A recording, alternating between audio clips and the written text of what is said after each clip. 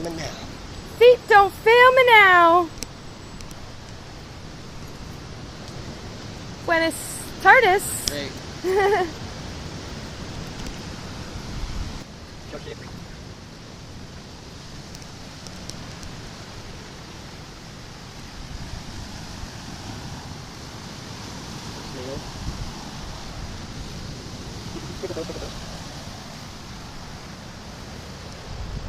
Neato.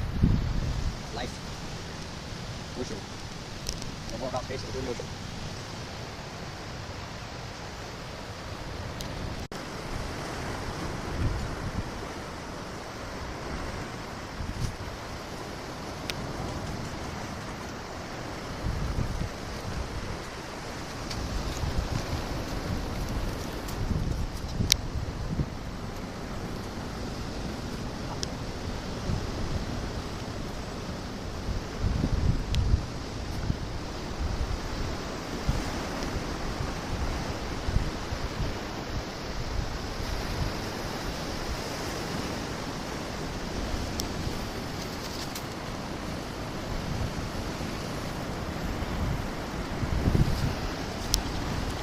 Hi there, this is in review of January the 5th. And I ask you to view these as paintings, as I do. Don't go out looking for good deeds to do, but if one comes your way, do not refuse. If you meet someone who is suffering, you must help them. What good is self-cultivation and wisdom if you just keep it to yourself? Knowledge is meant to be used, and if you can use it on behalf of others, you should.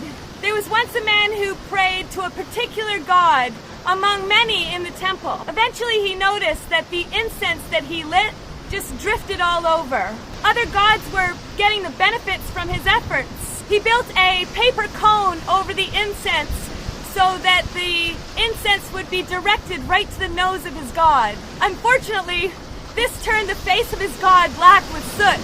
Those who follow the knowledge of nature believe in using 6 attributes on behalf of others: mercy, gentleness, patience, and non-attachment, control, skill, joy, and spiritual love, humility, restfulness, reflection, and seriousness, effort, controlled emotion, concentration, and magnanimity.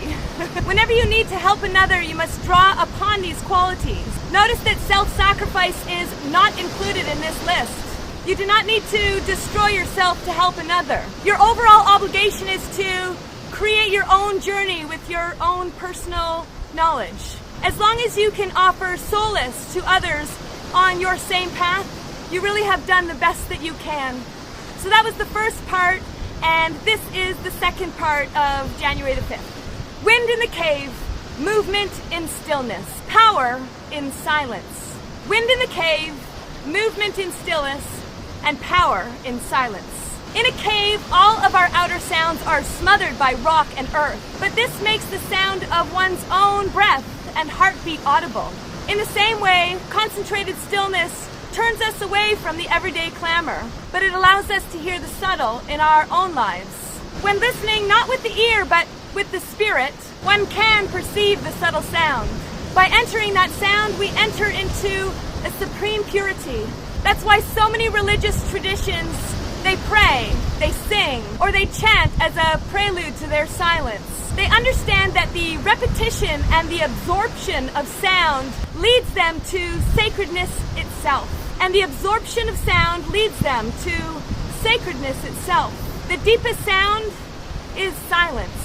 This may seem paradoxical only if we regard silence in an absence of life and vibration. But in a medium, silence is sound unified. Silence is sound unified with all of its opposites. It's both sound and soundlessness. And it's in this confluence that the power of meditation emerges. See you next time. Bye! There, it's playing. Okay. It's hard to see.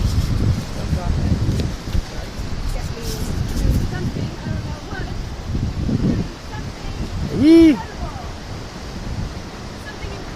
There you go, beautiful. Yes, love life. Loving life. Yeah, yeah. Loving life. Woo. Loving life. What about Oh no! No? Can I? Unless you're really good at them. Let's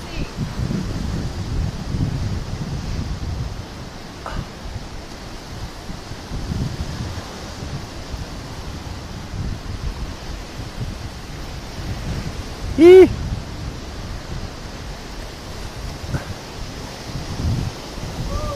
Dun da da. Yeah, that's good. That's a great balance.